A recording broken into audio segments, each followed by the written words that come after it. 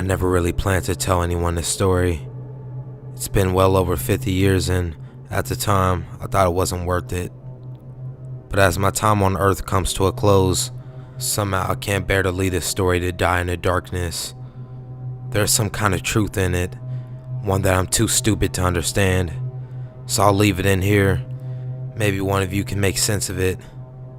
When I was in my early 20s, I went through nurses training. It wasn't easy and it wasn't cheap, so I ended up working odd jobs at the hospital, trying to make ends meet. Most of them weren't so bad. Mostly they involved a lot of cleaning and receptionist work. But then of course, there was the morgue. I didn't like working down in the morgue. Frankly, I don't know many people who did. But the pay was good for relatively little work. All I had to do was clean and watch over everything if there were no doctors present, which usually only happened late at night. Occasionally I'd have to help move a body too, but it wasn't anything I couldn't handle. I'd spend my nights down there, often as many as 3 or 4 times a week.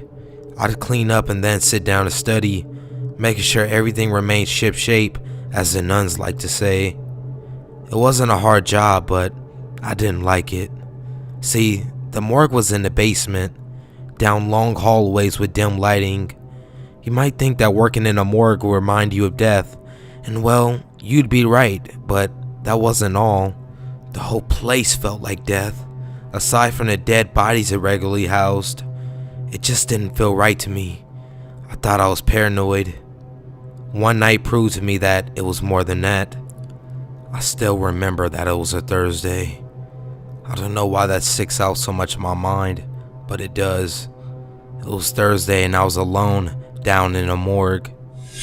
That night had been relatively uneventful, with only one body brought in. I remember that the doctor who brought the corpse down seemed a little on edge. When I asked why, he said, "When this guy came in, he was perfectly fine, but he wouldn't stop shouting about how he was gonna die. We thought he was a hypochondriac, or maybe he was having some kind of mental breakdown.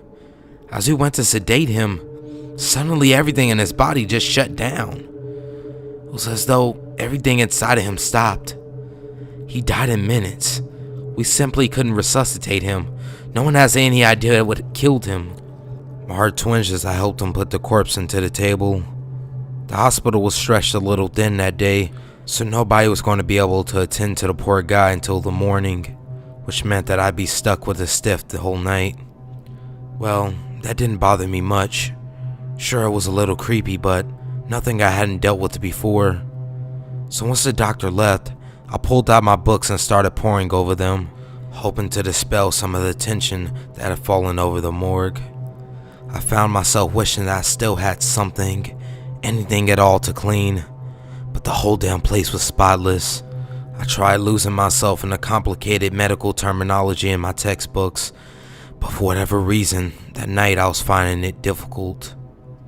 Maybe it was a woman's intuition, or maybe it was a more animalistic intuition. Either way, I could sense that something strange was going to happen in that morgue. It's cliche, but it happened at midnight. It started with the power outage.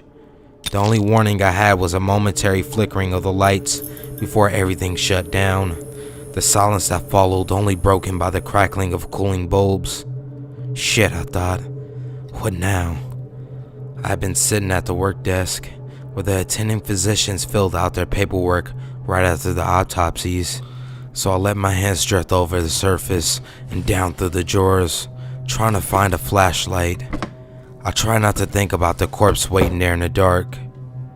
Jesus, Marabiv, it's just a corpse, it can't hurt you, suck it up.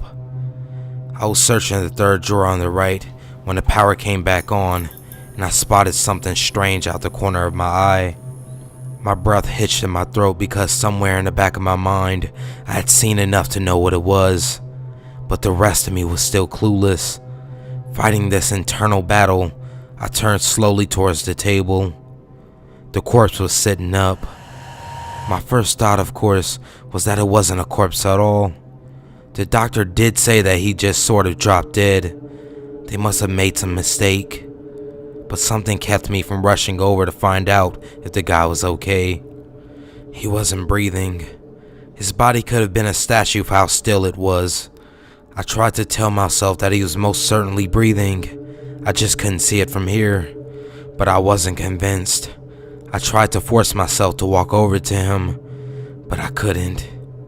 Suddenly, his head snapped towards me. I didn't even see it happen. I blinked and the position of his head had changed. To make matters worse, it should have been impossible because I was diagonally behind him. Heads do not turn that far back, not unless they're broken or severely damaged. But here he was, his eyes trained on me. And that's when I noticed the eyes. Mostly that they were gone. They were just two empty, meaty sockets staring back at me. And yes, they were staring. I was positive that the corpse had eyes when it was brought in here. It didn't matter because they were gone now. I blinked. This time it was sitting up, its legs dangling off the side of the table. They swung there like the legs of a rag doll, and it was their terrible motion that I found my voice. I screamed and ran for the door. Do you remember those hallways I told you about? The long ones I had to walk through to get to the morgue? They were lined with bodies. They were still, unbreathing, noticeably dead, and absolutely none of them had eyes. But they all stared at me. That almost froze me right there, because it felt like being trapped between two deaths. I was absurdly terrified that I stepped out into the hallway. They swarm on me like demonic birds and take out my eyes so I look just like them. All the while, somewhere in the back of my mind, I knew that the other corpse was fast approaching. I made a mistake just then. I turned around. It was standing less than a foot behind me, those sockets still boring to me as its mouth hung, unhinged. A deep vibration emanated from the body, and slowly, a tiny trickle of blood dripped out the side of its mouth. My body made my decision for me.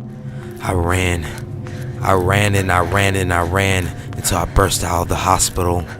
The nurses on call tried to stop me, but I wouldn't be stopped. I ran the few blocks that separated the hospital from the dormitories. I ran inside and collapsed on the floor, frightening the holy hell out of Sister Ruth, who happened to be monitoring the door that night. Sister Ruth was strict, but she was kind. She knew I was supposed to be in the morgue until about 4 in the morning, so she was ready to give me hell until she saw my face. I don't know exactly what she read in my expression, but she didn't chastise me. She didn't ask me what happened either. She simply placed a call to the hospital to notify them that they needed to send someone down to replace me. By the time she got off the phone, I was sobbing, the terror finding vent in my tears. She placed her arms around me and whispered, "Shh, it's okay. You don't have to go back there." And I didn't. In my years as a nurse, never once did I go back down into that morgue, or any morgue for that matter. I'm no stranger to death. I'm no stranger to pain. These things don't scare me. No, it's what happens in those few hours after death that I don't want to know about.